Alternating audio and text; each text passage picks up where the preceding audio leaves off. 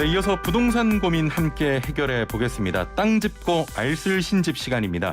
자, 정부가 부동산값 안정을 위한 강력한 대출 규제에 나섰는데요. 그 영향으로 일부 시중은행에서는 부동산 관련 대출 중단을 결정한 상황입니다. 자, 부동산 시장에는 어떤 영향이 있을지, 벌써 변화가 생긴 건지 함께 짚어보도록 하죠. 김학렬 스마트튜브 부동산 조사 연구소장 연결돼 있습니다. 소장님 나와 계시죠? 네, 안녕하세요. 예, 안녕하십니까. 시중은행에서 부동산 관련 신규 대출 중단을 결정했는데 이게 어떤 상품들이 중단이 되는 겁니까? 네, 지금 은행권에서 대출을 제한하고 있는데요. 예. 네, NH농협에서 대출을 전면 중과했습니다. 11월 달까지 예. 신규 부동산 담보 대출을 지금 중단했고요. 예. 그리고 이제 또 재약정이라든지 아니면 또 대출 금액을 늘린다든지 그리고 이제 전세자금 대출 부분들을 중단하였습니다. 예. 아니 지금 저 부동산 담보대출, 전세자금대출이 중단이 됐고 신용대출도 지금 한도가 굉장히 축소돼 있잖아요. 그렇습니다. 이게 지금 이게 금융 소비자들 입장에서는 굉장히 좀 괴로운 그런 상황 아닙니까? 실질적으로 집값이 많이 올라간 것들에 대한 안정세를 위한 정책 대책이긴 한데 지금 이제 부동산 담보대출을 받아서 이사를 가야 되는 분들 그리고 또 실질적으로 신용대출을 받아서 생활비를 이렇게 좀 이용해야 될 분들한테는 굉장히 조금 절벽 같은 조금 그런 대책이라고 볼 수 있습니다. 아, 그렇군요. 자, 그 은행에서 이렇게 부동산 대출을 하지 않겠다는 거 은행의 입장에서도 굉장히 손실이잖아요. 그러니까 은행이라고 하는 것은 대출을 통해서 이자 소득으로 수익을 내는 구조인데 이제 그 부분들이 조금 이제 어려워졌기 때문에 은행에서도 굉장히 조금 곤욕을 치르고 있는 것으로 알고 있습니다. 아니, 이 핵심 사업 중 하나인 특히 그 부동산 대출을 하지 않겠다는 이유가 뭡니까? 작년 대비 부동산 담보 대출이 많이 증가했고 대출이 증가함과 함께 부동산세가 많이 올라갔기 때문에 결국은 부동산 담보 대출을 좀 줄이게 되면은 부동산 상승 그런 추세들을 좀 막을 수 있지 않겠느냐 그렇게 좀 기대를 정부는 하고 있는 것으로 알고 있습니다. 자, 이렇게 막는 이유가 방금도 말씀하셨던 것처럼 가계대출이 사상 최고 수준까지 올랐는데 자, 이렇게 풀린 돈이 부동산 시장으로 쏠리면서 아파트 값이 올랐다고 하는데 그러면 반대로 대출의 흐름이 막히면 시장이 좀 안정돼야 되는 거 아닙니까 혹시?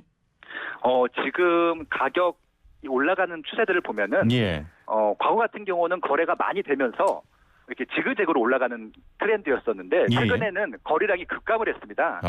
어차피 이제 부동산 담보 대출을 받아서 사는 사람들도 한정이 돼 있었고 실질적으로 이제 부동산 담보 대출을 받지 않는다 하더라도 15억 이상은 그 전에도 대출이 나오지 않았었거든요. 그렇기 때문에 고가주택들 같은 경우는 그와 상관없이 주택을 꼭 사야 되는 사람들이 비싼 가격을 주고 사다 보니까 가격이 올라갔던 것이고 최근에 또 7월 달부터 이제 6억 원에서 9억 원 구간 같은 경우는 대출 규모가 조금 어떻게 보면 조금 더 많이 나오는 구조로 바뀌었었는데요. 그렇기 때문에 또 9억 원 이하 부분들이 또 최근에 거래가 좀 많이 됐습니다. 그러다 보니까 6억 원짜리가 9억 원까지 가는 그 구간에서는 시세가 좀 상승하는 경향들이 있었습니다. 그래서 결국은 이제 거래량이 급감한 상태에서 매물은 적고 그 상태에서 이제 대출과 무관하게 가격이 많이 올라갔다. 그렇게 보시면 될 것 같습니다.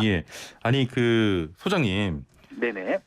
지금 뭐 국가 경제에 어떻게 보면 그 가계부채가 거대한 좀 암덩이라고 할 수 있는데 그게 굉장히 이렇게 그 가계대출이 늘어나면서 지금 정부가 은행을 옥죄고 결국 부동산 대출이 이렇게 막힌 건데 그 가계부채를 좀 제거하기 위해서는 먼저 저 기준금리 인상을 한 후에 이렇게 좀 고강도 정책이 나와야 되는 거 아닙니까?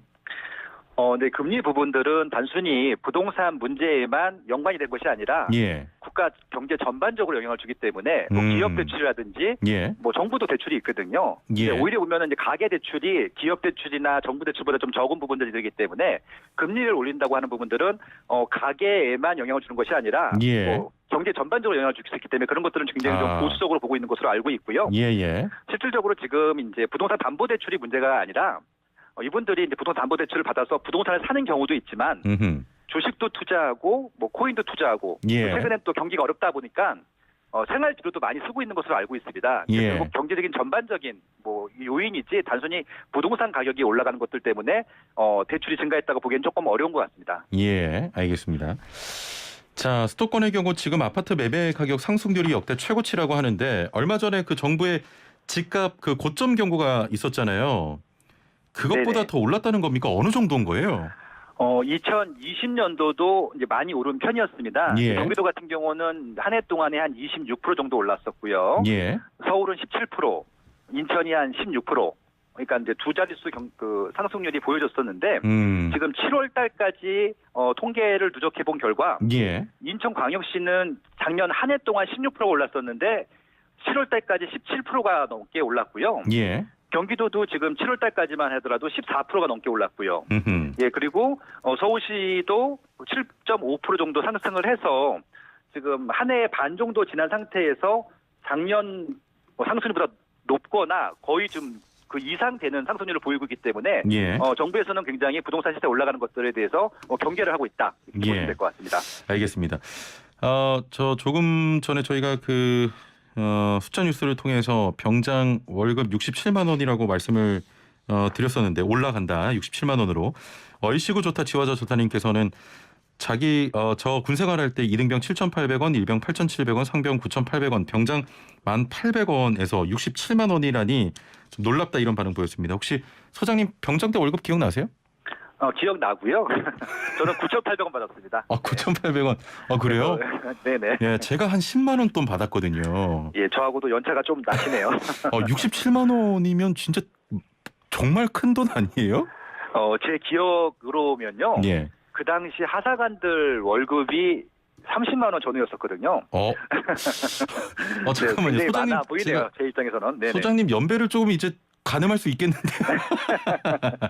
자, 알겠습니다. 네. 자, 그러면요.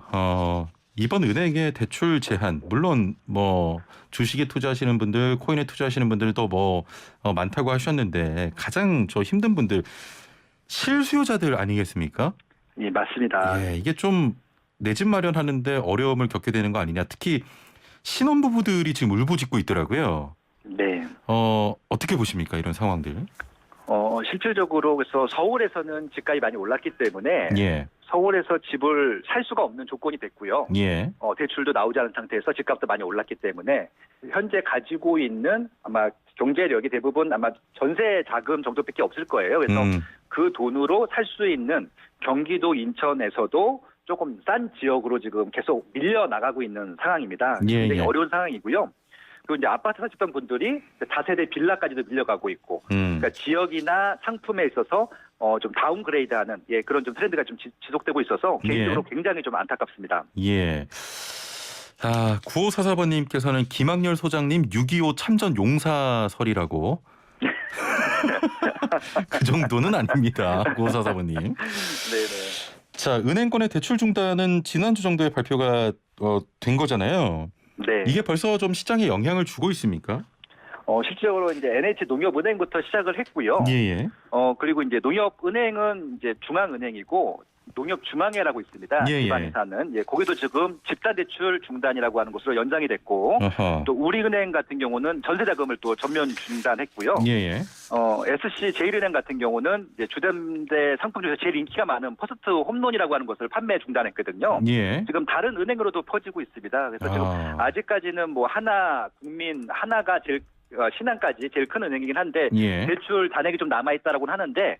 아무래도 분위기상 그런 대형 은행들도 좀 이런 추세들을 따라하지 않을까 그렇게 좀 어떻게 예상을 하고 있습니다. 예.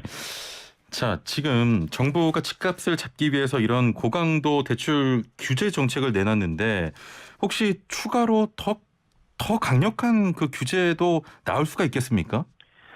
지금 이제 부동산 담보 대출을 막았기 때문에 뭐 부동산 담보 대출에서는 더 강한 규제는 없을 것 같고요. 신용 대출까지도 좀 줄이고 있습니다. 예를 들어서 저 카카오뱅크 같은 경우는 과거에는 이제 연봉이 있으면 연봉에 뭐 많게는 2배, 뭐 2배 이상도 대출이 나왔었는데 연봉 이상은 절대 대출을 안 해주기로 이제 확정을 했고요. 그렇군요. 그와 아우러서 또 DSI라고 하는 게 있습니다. 이제 실제적으로 소득에 대비해서 이제 대출 규모를 축소하는 것들. 그래서 아무튼 신용 대출 부분까지도 줄이고 있고요.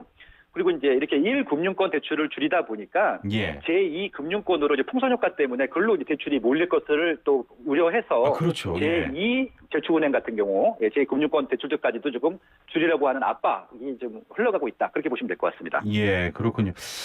이런 개인 신용대출 어떤 규제가 이게 부동산 집값 줄이는데 좀 영향을 미칠까요? 효과가 지금 있을까요? 부동산담보대출은 어차피 DSR, DTI, 예. 그 LTV 때문에 대출을 많이 받을 수 없는 상황이었었고요. 예. 대출 때문에 집값이 올라간 것은 아니거든요. 예. 살려고 하는 수요 대비 매물 적기 때문에 올라간 것이기 때문에 주택시장에는 어느 정도 미미하게 영향을 줄 수 있겠지만 이렇게 좀 매물이 없는 것들을 해소해 줄 수 있는 것도 아니고 지금 대출이 안 나온 상품들도 가격이 올라오고 있기 때문에 예. 영향은 좀 미미할 것으로 일단 보이는데 제가 우려한 것은 이분들이 이걸 가지고 아마 생활비를 썼던 분들도 많았을 것 같아요. 예. 그분들이 지금 거의 궁지에 몰리고 있는 것 같아서 그분들을 위한 대책들은 어떤 것들을 좀 마련해 줬는지 그런 예. 것들이 오히려 좀 걱정이 됩니다. 그렇군요. 네. 일단 이런 상황이면 가까운 시일 내에 좀 영끌은 어렵다고 볼 수 있겠죠? 그렇죠. 지금 이제 신용 대출까지도 줄어들고 있는 상황이기 때문에 예. 이 영끌에서 부동산을 살 수 있는 조건은 아니라고 보시면 좋을 것 같고 예. 결국은 이제 아까 말씀드린 대로 업그레이드보다는 이제 다운그레이드로 아마 이 거주 주택들을 선택하지 않을까 그렇게 좀 예상을 하고 있습니다. 예. 그러면 은행권도 그렇고 보험사들도 같이 이렇게 강력한 규제를 함께 하는 거죠?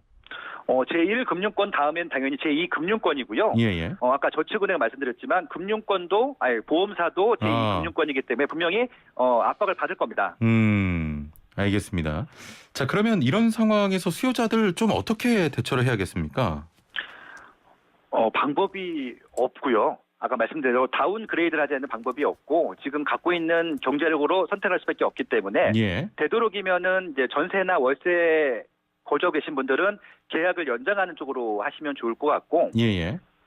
그리고 이제 집을 꼭 매수하셔야 되는 분들 같은 경우는 그래도 지금 대출이 나오는 은행들이 있습니다. 예. 그래서 좀 사전에 대출 계획들을 꼼꼼히 세우셔서 아직까지도 국민 하나 신한 특히 신한 같은 경우는 아직도 대출 잔액이 굉장히 많이 남아 있거든요. 예. 적극적으로 대출을 알아보시고 조금 좀 서둘러서 집을 마련하시는 게 맞지 않을까 그렇게 제안을 드리고 싶습니다. 예. 조금 전에 그 풍선 효과 이야기하셨는데 정말 1금융권, 2금융권이 아니라 더 이렇게 좀 아래의 단계의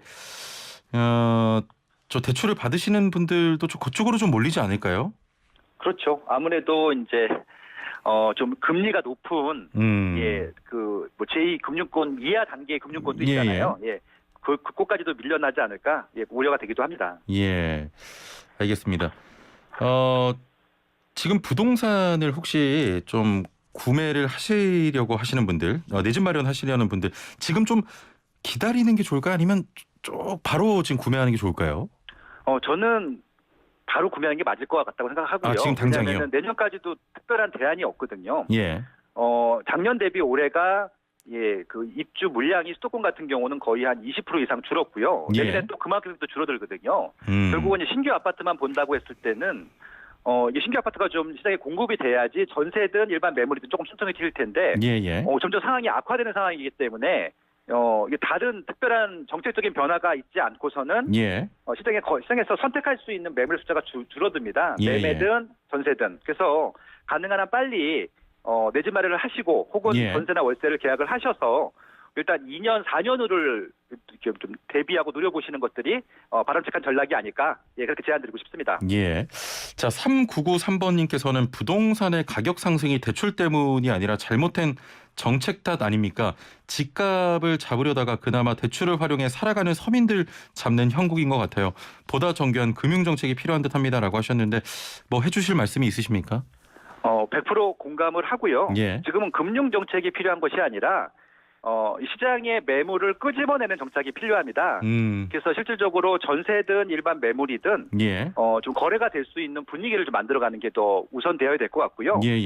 금융적인 조치는 그러니까 보완을 하거나 보조를 해주는 것들이지 그것들로 부동산 시장을 좀 안정화시키기엔 조금 부족하지 않나 그렇게 생각을 하고 있습니다. 자, 그 2시간 전에 우리 그 소장님 트위터에 대한민국 광역철도망 중심 용산구 서울의 확장 어디까지 될지 검토하고 오겠다고 남기셨는데 그것도 그렇습니까?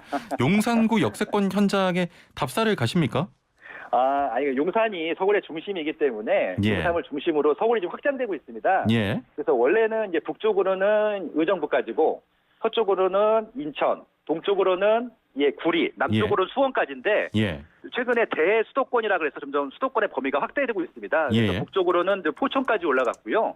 동쪽으로는 경기도를 넘어서 뭐 원주나 춘천까지 가고 있고 남쪽으로는 지금 이제 수원을 넘어서 예. 뭐 동탄, 평택, 심지어 천안까지 내려가고 있거든요. 그래서 저는 지금 지금 현재 충청권에 와 있고요. 이미 답사 와 있고요. 예. 지금 천안에서 어디까지 더 내려갈 수 있는지 그런 것들을 좀 조사하러 내려왔습니다. 알겠습니다. 최근 서울 외곽으로 눈을 돌리는 분들 많은데 요즘에는 여기도 좀 매물이 없다고 하는데요. 그 정도로 지금 매물이 없는 상황이에요?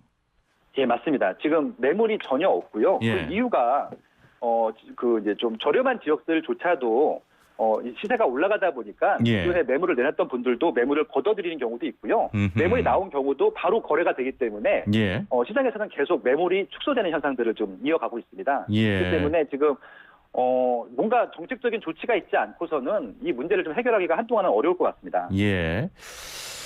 15억 로또 강남 줍줍 얼마 전에 당첨자 한 명은 20대라는 기사를 봤는데 강남 줍줍 아직도 좀 의미 있는 말이에요? 당첨만 될 수 있으면 예. 충분히 의미가 있고요. 예.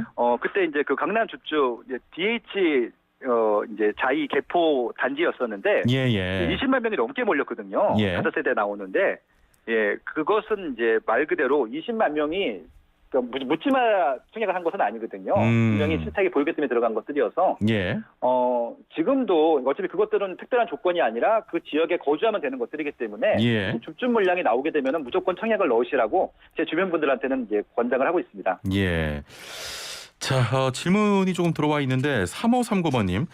부산 그 분양가 다시 오를까요? 그 어제 저희 애청자분 중에 한 분도 부산 집값 떨어지고 있다. 특히 해운대구가 좀 떨어지고 있다고 그런 말씀을 하셨는데 부산 분양가 다시 오를 것이라고 보십니까? 어떻게 보십니까? 분양가는 이제 기존 분양을 했던 가격을 기준으로 해서 책정을 하는 것들인데요. 예. 분양가가 이미 주변 일반 아파트 시세보다 낮게 분양을 하기 때문에 분양가가 빠질 가능성은 없다라고 보시면 될 것 같고요. 예. 지금 시세가 빠졌다라고 하는 것은 최근 2년 동안에 부산이 많이 올랐는데 예. 호가가 내려왔던 개념이지 분양가하고는 조금 다른 개념으로 보셔야 될 것 같습니다. 예, 알겠습니다. 오늘 참 많은 이야기 나눠봤는데 오늘 말씀 감사합니다. 예, 고맙습니다. 네. 지금까지 스마트 튜브의 김학열 부동산 조사 연구소장과 함께했습니다.